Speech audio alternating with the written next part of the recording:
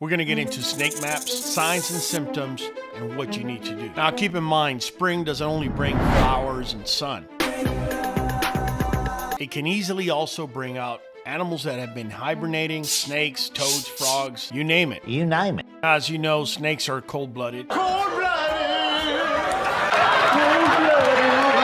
Which means they cannot regulate their blood temperature. So you already know they're going to be seeking out warm places, especially when it gets cold. So typically during wintertime, they will hibernate under a rock, in tunnels or burrows, or basically anywhere they could get to find protection and get some sort of warmth. Thus, when it starts warming up, the snakes are actually going to be coming out, and this is mostly when they're going to be able to cross paths with our furry friends. And when I say warmer months, I'm not talking about summer.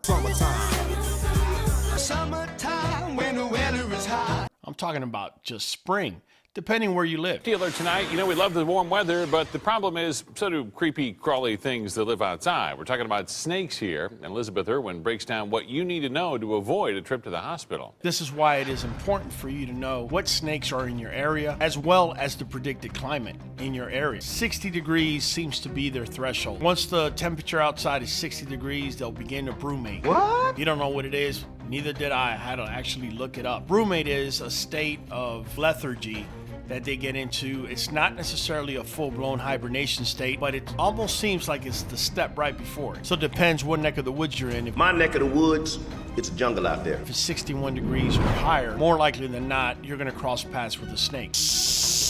Now, keep in mind, snakes are not necessarily looking at your dog to be able to attack it. In fact, whenever there is a snake bite, more likely than not, it's out of defense. The snake looks at your dog more as a predator than anything else, unless the snake is actually bigger in size. Now we know there's two types of snakes, the venomous and the non-venomous. Oh my God! Now there are some non-venomous snakes that will bite, and it hurts. Not only that, it can also bring a lot of infection. Don't think that because the snake was not poisonous that your dog is in the clear. We're not in the clear. Now, when it comes to poisonous snakes, such as rattlesnakes, copperheads, cottonmouths, which are referred to a lot of times as moccasins as well, there's always a chance that they could bite without necessarily injecting venom. Don't ever count on that, because it could certainly be fatal when they do. This is why it's so important you know what snakes are in your area, because the factors that play into a dog dying from a snake bite go from what type of snake and what type of venom they have. You see, some snakes have fast-acting venom. Some snakes have slow-acting venom, and you're actually not going to see symptoms until hours later. And of course, playing into it is the size of the snake and the time of the year. In the colder months, they have a tendency to have less poison than, say, in the warmer months, where their venom glands are normally completely full. It also depends where the snake actually bit your dog. The closer the bite is to the heart, the less your dog has a chance to actually survive. Let me say this, about 80% of pets actually survive snake bites. But prompt response is essential. So let me just make a quick note. Although the intensity of the snake bite symptoms will depend on the factors I just mentioned, whether it's fast-acting or slow-acting toxins, nonetheless,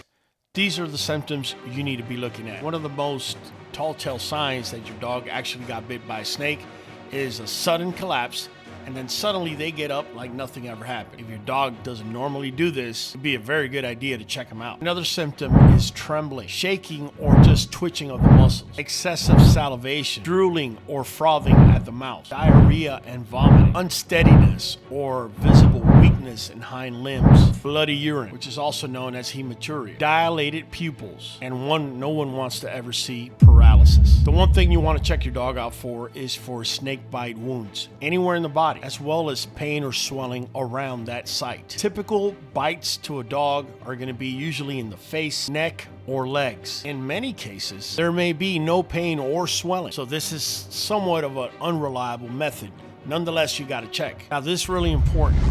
If you think that your dog has been bitten by a snake, you need to seek veterinary attention immediately. They're definitely going to be asking you what type of snake was. If the snake is in the area, do not try and catch it. Just take a picture from far away and bring it in. If the snake is, like, say, in your yard or someplace where you can't get rid of it, make sure to call animal control. If you're able to spot the bite wound, go ahead and flush it with water. This will help actually clear some venom. Keep the wound below the heart and keep your pet as still as possible. This discourages the venom from spreading. If your pet's not breathing, make sure to call your veterinary clinic so they can give you instructions on how to do CPR on a dog. Also, You need to remain calm. If you start stressing out, the dog is gonna get that energy, which is only gonna make their heart rate go up and make that venom spread faster. I'm gonna say this right now. Do not, under any circumstance, attempt to suck the venom out of the wound site. Do not apply a tourniquet unless instructed by the veterinary clinic when you contact them. As soon as you get there, they're gonna go ahead and apply an anti-venom. And then more than likely, your dog is gonna have to be hospitalized. Hospitalization could be between 24 to 48 and even 72 hours in most cases. But even when the dog is discharged, that dog is gonna have to be rested for the next 1 to 2 weeks. So is there anything you could do to keep your dog safe from snake bites? Hell yeah. Yeah, there actually is. I understand. Keep your backyard clean. You know snakes like to hide in long grass. They're almost undetectable there. Also make sure there's no food that can attract rodents, which is their main prey. If you can, have your dog on a leash. This way they don't dig up a rock or go running right into high grass. Now, let me stop this here real quick. Stop. Hammer time. And give you a story about something that happened to me this past summer. I actually made a short about it in order to educate others, and I've been bombarded with comments, both in support and others questioning the actions I took. Turns out, the day that my dogs got bit by a snake, I let them out like I normally do. Now, I purposefully feed my dogs and then I let them out. Not only does it help with hygiene in their cages, but it helps stave off other predators whenever they go into their area and they defecate and urinate. Snakes actually pick up the scent in the air and they realize that is many different predators in that area, and they will usually try not to go there. Now, I do have a neighbor that actually has chickens. As you can imagine, chickens and chicken eggs is something that snakes love to eat. I don't know if the snake was making its way to or coming from, because the truth of the matter is, I didn't even realize that one of my dogs had been struck. In fact, 2 of them had been struck, but they never showed any signs to me. When I called them in, they came in, and it was like nothing had ever happened. Now, with that said, I will say we do have mounds in my yard, and there could be a moment in time where they could have been messing around with a snake or something, and I just couldn't see it. And that is possible. I can tell you, I put each one of my dogs in their cages.